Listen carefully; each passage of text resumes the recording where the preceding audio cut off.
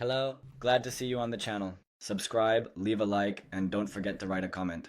Enjoy watching.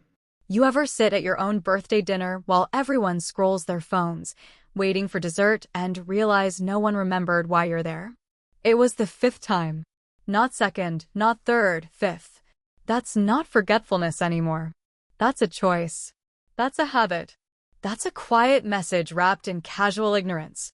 I sat there in my black dress, fitted, elegant, nothing flashy, but still the kind of dress you wear when you expect to feel like someone worth celebrating.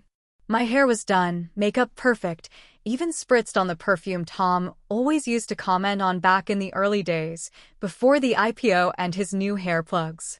And yet, as I looked around the long wooden table at Corsa's, our company's favorite overpriced modern American spot, I realized I could have walked in wearing a bathrobe and a tiara, and no one would have noticed. Ryan was talking about a new contract with some European supply chain. He kept saying we closed the deal like he'd flown to Italy himself, even though I had handled the entire negotiation over 3 sleepless weeks while he was at a fishing retreat with Tom. Carly tried to shift the conversation once. "Hey Diane, you did that vendor thing, right?" But Ryan waved her off with a chuckle and she's always got her hands in something. I smiled politely and stabbed my salad a little harder than necessary. Tom? He was talking about his podcast. His new obsession. He had just recorded his 3rd episode, some droning monologue about mindful leadership that he probably ripped from a YouTube video at 2 in the morning. He didn't mention me once. Not as a co-founder. Not as a partner. Not even as his wife. And certainly not as the woman who made sure the company didn't burn to the ground when he forgot to file our California sales tax registration 3 years ago. The waitress came by, flashing her "Everything okay here?" grin. Tom ordered a bottle of wine like he was some Napa Valley connoisseur and didn't even glance in my direction. No toast. No speech. No card. No cake. You ever sit in a room full of people who've known you for decades and feel more invisible than the waiter? I watched their mouths move, the forks clink, someone's phone buzz on the table like a damn fly that no one would swat. My chair felt colder the longer I sat. The first time they forgot, I laughed it off. We were still in the chaos of launching the company, and the numbers had just started to make sense. Tom was stressed, Ryan was scattered, and I thought, okay, this happens. You give people grace. The second time, I gave excuses. Told myself they were just preoccupied. The third time, it stung, but I let it go. I even bought myself a massage that year and called it self-care. The fourth? That one stayed with me a little longer. We were in Cabo for a conference, and I remember Ryan toasted Tom at dinner for changing all our lives, and then Tom toasted Ryan for being the numbers guy who kept us alive, and I sat there with a frozen smile, taking another bite of shrimp scampi like I didn't want to flip the whole damn table. But the fifth time? This time? It broke something. Not with rage. Not even with sadness. Something colder. Something quieter. Something that said, "You're done asking for a seat at the table you built." I got up before dessert. Didn't announce it. Didn't make a scene. I stood up, grabbed my clutch, and stepped out into the cold March wind that slapped me right across the face, as if it had been waiting to do so all day. I walked to the car, sat in the driver's seat for a full 10 minutes, and just breathed. Not cried, breathed. Like I was slowly re-entering my own skin after 5 years of being their sidekick. On the way home, I didn't play music. Just the sound of the tires chewing up the road and my thoughts pacing around my skull like a dog that's been locked in too long. When I pulled into the driveway, I sat there for a few more minutes, staring at the house we'd remodeled together, the front porch I'd designed, the custom door I'd picked out while Tom said, "Just get something normal, who cares?" I did. I always did. I walked inside, kicked off my heels, poured myself 1 glass of red, and opened my laptop. I didn't know what I was looking for, but I knew I wasn't going to bed feeling invisible again. Not ever. Not one more time. By the time Tom got home, 37 minutes later, reeking of gin and indifference, I was already deep into the documents. I found our original company agreement buried in a folder labeled shared/inactive, which was funny, considering how damn active it was about to become. And that was the moment I started the plan. There's a difference between building something and simply benefiting from what someone else built, and I don't think Tom or Ryan ever truly knew which side of that line they stood on, mostly because I never made them look down and check. In the beginning, I let the myth grow because it seemed harmless, a cute little narrative that they were the brains and I was the support, like I was just there to organize the files and look nice at trade shows. That illusion was easier than correcting them every time they introduced me as operations instead of the actual co-founder. Or when they forgot I was the one who found our first overseas manufacturer by staying up till 3 in the morning researching trade reps in Taiwan while they argued over logo colors. We started Mercer House in our garage, which sounds romantic until you remember that garages are cold and smell like gas and regret. Tom had been laid off from a mid-level sales job, Ryan was living off savings after a tech startup folded, and I was juggling contract work in logistics and supply chains. I had clients, spreadsheets, and most importantly, I had leverage. When my dad passed away, suddenly heart attack, mid-sentence at a barbecue, he left me just enough money to do something stupid or something bold. So I did both. I invested in us. I'll never forget that day. The three of us hunched over our crappy IKEA table, signing papers we printed from LegalZoom, pretending like we understood every clause. Ryan, in his usual pedantic way, insisted on reading the fine print. Tom laughed and said, "Come on, it's not like this thing's gonna blow up into Amazon." But I read every single page, including the clause that stated that 51% of all shares and decision-making power would remain under the name of Diane E. Mercer, due to her financial and operational investment. My dad always told me, don't wait for someone to hand you the wheel. Buy the damn car yourself. So I did. But after that, something strange happened. It wasn't overnight. It was subtle. At first, it was little things, Tom introducing us at networking events as a family business run by the Mercer brothers, with me standing 3 feet away like a damn ficus. Ryan emailing me with, "Hey, can you check this?" instead of, "Hey, I need your expertise on this logistics chain." It was easy to ignore because the early days were chaos. We were bleeding money, shipping issues nearly tanked us, and there was a point when Tom and I maxed out our credit cards just to keep the lights on. Back then, the disrespect felt like an afterthought, not a strategy. Then came the growth. The orders started doubling, then tripling. The handmade ceramics we designed were featured in a national lifestyle blog, and suddenly we were getting invitations to speak on panels we had no business being on. Tom handled press like a golden retriever chasing a tennis ball, eager, loud, and just charming enough to get away with knowing almost nothing. Ryan locked himself into spreadsheets and hired 2 accountants who somehow took more coffee breaks than did actual math. I kept the wheels turning sourcing, managing warehouse shifts, running the customer service department off a single shared inbox. And somehow, somewhere in that blur, they decided the company was theirs. It's funny, isn't it, how quickly people forget what you've done when they think they can survive without you. Back when we only had 5 employees, including me, Tom, Ryan, and the 3 interns, that's 7 total. Wait, no, I guess that's actually 6, not 7. Funny how numbers stop adding up when you stop paying attention. Anyway, while they were out playing businessmen, I kept receipts. Literal and metaphorical. I documented every client relationship I'd cultivated, every vendor negotiation I'd executed, every damn dollar I'd personally saved the company by reworking our freight contracts. Meanwhile, they were handing out business cards with just their names on them. Tom even pitched an investor once and forgot to mention me at all until the guy asked, "So who's the 3rd co-founder?" And Tom gave him some line like, "Oh, Diane's more behind the scenes." Behind the scenes. Like I was craft services on the movie of their lives. When I logged back into that operating agreement the night of my birthday, I didn't do it out of curiosity. I did it out of certainty. I knew it was there, that clause, written in that awkward legal language about control and majority interest. What I didn't know was how it would feel to read it with fresh eyes. I felt like I was holding a weapon I'd forgotten I owned. Not a gun, something sharper. Something that cuts clean and leaves no noise behind. They'd forgotten me. Fine. But they also forgot the paperwork. That was their mistake.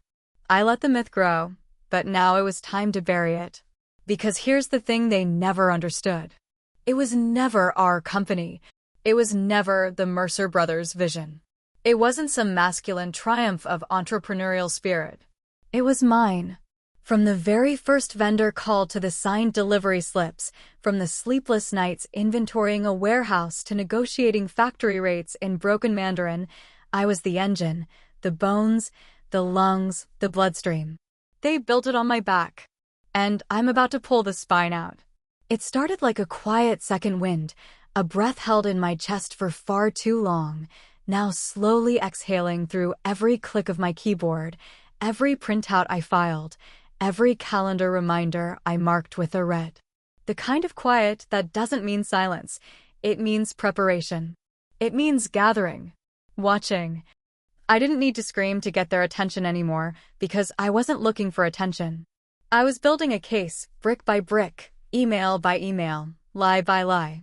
You learn quickly that men like Tom and Ryan don't think the rules apply to them, not in conference rooms and not at family dinners. And the more invisible they think you are, the sloppier they get. So I started keeping a digital journal, more like an archive, really. Screenshots of passive-aggressive messages from Ryan where he told our female vendor manager to tone down the emotion in her quarterly report. Voice memos of Tom joking that women just didn't have the same risk tolerance for leadership because biology. I documented every time I was spoken over in strategy meetings and every time my suggestions were dismissed until a man repeated them in a slightly different tone. I kept track of every financial decision I was cut out of, especially the ones involving the personal bonuses they wrote themselves behind closed doors. Carly from HR had started noticing too. She was sharp, quiet like me, and had been in the company long enough to know where the bodies were buried. We weren't friends exactly, but we were the kind of allies that didn't need to spell everything out. One afternoon, while I was grabbing tea in the kitchen, she looked over the rim of her mug and said, "You're not crazy. I see it too." That's all she said, and it was all I needed. We started syncing subtly, passing information like whispers, nonverbal confirmations, shared files under vague names, knowing glances in meetings. And still, they never saw us coming. They were too busy playing their roles, the charismatic founder and the analytical brother. At one point, Tom even started referring to himself as the visionary, like he was Steve Jobs reincarnated and not a man who once confused net profit with gross margin during a live webinar. Ryan had taken to calling the office HQ, even though it was just a rented space in a gentrified strip mall next to a juice bar. When I floated the idea of a weekend retreat at the company's lake house, it was just like throwing a stick to a golden retriever. Tom lit up immediately. Yes, team bonding. We've been needing this. Ryan nodded, already planning who he'd corner to talk spreadsheets after 2 bourbons. I said nothing except, "Let's do it next weekend." Carly raised one eyebrow. I gave her a slight nod. I booked the place under my name, ordered the catering myself, made sure the wine was good and the food even better. One thing about me, I don't skimp, even when I'm plotting. I sent invites to the exec team and made sure the invite said nothing about my birthday, even though the weekend lined up perfectly with it. I knew better. I wasn't testing them. I already knew how the test would go. That Saturday evening, we all sat around the long wooden dining table under dim lighting, eating seared salmon with lemon beurre blanc while the lake outside quietly rippled in the darkness. The wine flowed, the voices grew louder, and eventually, Ryan stood up and raised his glass. To Tom, he said with the confidence of a man absolutely sure of his own narrative, "For building all of this from scratch. Your vision made it happen." Tom gave that fake humble chuckle he'd perfected. "Wouldn't be here without all of you," he said, not even glancing at me, not once. I didn't flinch. I didn't raise my glass. I just sipped my wine, tasted the oak, and thought about my father. About how he mortgaged his goddamn farm to give us startup capital. He sold the only piece of land that had been in our family for 3 generations, just so his daughter could finally build something of her own. I remember Tom, back then, saying, "That's generous, babe," like my father's sacrifice was a wedding gift and not the only reason we weren't bankrupt in year 1. He forgot. They all forgot. That night, while the others stayed up drinking whiskey and playing some idiotic card game Ryan brought from home, I walked down to the dock alone. The moon was reflected in the water like a secret only I could see. I stood there barefoot, letting the wood press into my soles, breathing in the cold and the silence. And in that moment, I realized they weren't just blind to me. They had completely erased me from the story.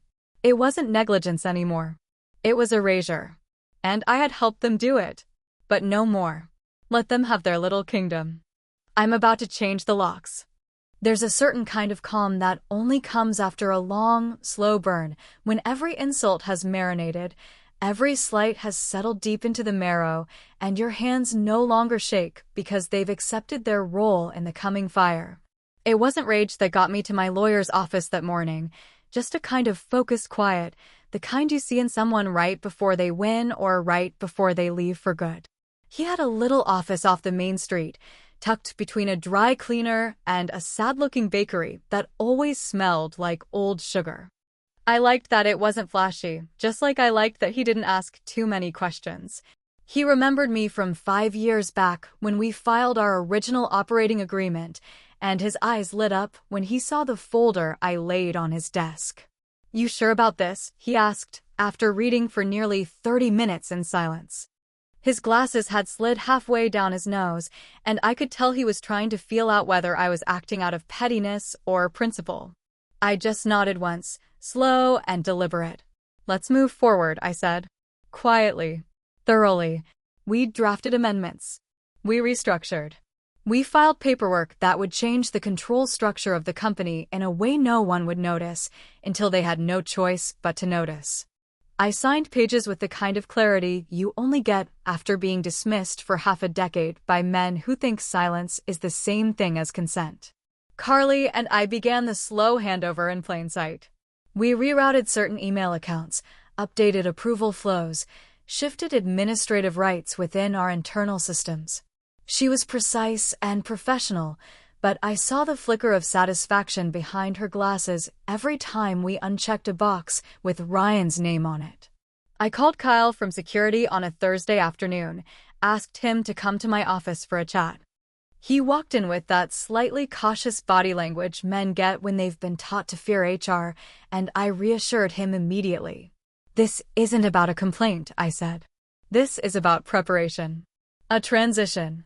I told him, without emotion, what would happen the following Monday. Not if when.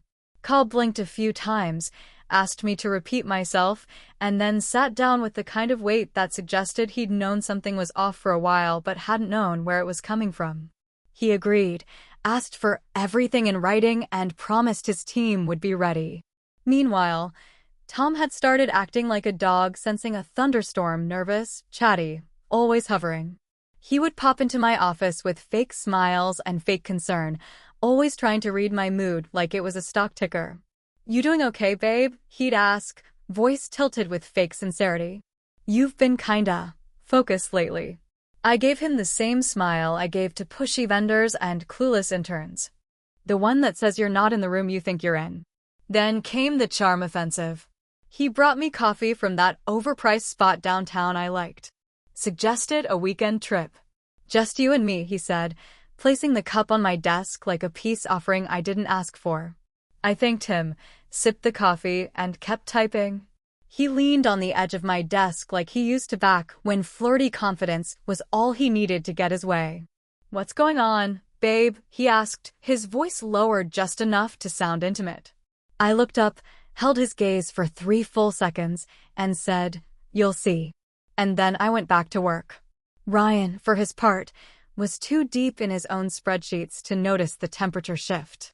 He still walked around like the company owed him something just for existing in his proximity.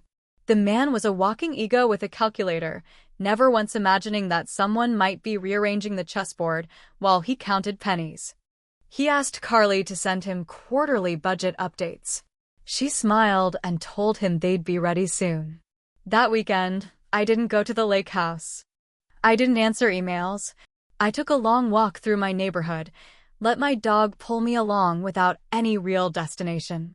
There was something therapeutic about the quietness of sidewalks, the way grass poked through cracks in the concrete like it didn't care how it got there, only that it did. I spent Sunday night with a glass of red wine and a document on my screen titled Contingency Protocols, Executive Termination. I read it twice, then closed it. At 9 o'clock Monday morning, they strolled into the office like they owned the place. Tom in his stupid blazer with the sleeves slightly too tight from too many arm days at the gym, Ryan with his usual coffee in one hand and a phone call in the other, barking about a shipment delay he hadn't handled himself. At 9:02, Call tapped their shoulders. And the entire office stopped pretending not to watch. There's a specific sound that happens when reality cracks. It's not loud, not dramatic, more like the dull, shattering thud of glass hitting carpet, the kind of break that's silent but permanent. At 9:02 that morning, that was the sound that filled the Mercer House offices as Kyle, calm and steady as always, placed his hand on Tom's shoulder first, then Ryan's. He didn't say anything dramatic, didn't read them their rights or raise his voice. He simply leaned in and said, "Gentlemen, you'll need to come with me," and it was like someone had opened the emergency exit mid-flight. Everything in the building froze. The keyboards stopped clacking. Phones stopped ringing. Even the artificial plant in the corner looked like it was holding its breath. Our younger staff looked up from their monitors with wide eyes, trying to pretend they weren't watching, while the older ones, the ones who'd been there long enough to know how many times I'd been overlooked, just stared in open, stunned silence. Nobody moved. Nobody asked why. They all knew something had been building. They just didn't know how close it had come to finally exploding. Tom looked at Kyle like he'd misunderstood something fundamental, his brow furrowed and his mouth twitching between a smirk and a sneer. "What is this?" he asked, laughing in that nervous way rich men laugh when someone finally tells them no. "A joke." Ryan pulled his arm away, already red-faced, already storming toward my office like he was going to demand an explanation with the full authority of his birthright. He banged on my door hard. "Diane, what the hell is this?" he shouted. "You've lost your damn mind." My door remained closed. I wanted that silence to stretch. I wanted the humiliation to thicken in the air like smoke. I wanted the office to feel what I'd felt, disregarded, sidelined, silenced, because only then would the truth start to sting. Ryan tried again, this time louder. "You don't get to do this. We made this company. We made it." His voice cracked on that last word, whether from rage or desperation, I couldn't tell. Eventually, I stood up. Slowly, deliberately. I opened the door and stepped into the hallway, holding a single manila folder in my left hand. I was calm, not cold, not smug, just finished. That's what it felt like. The way you feel after a long project finally ends, after the last box is packed, after the last brick is laid. Finished.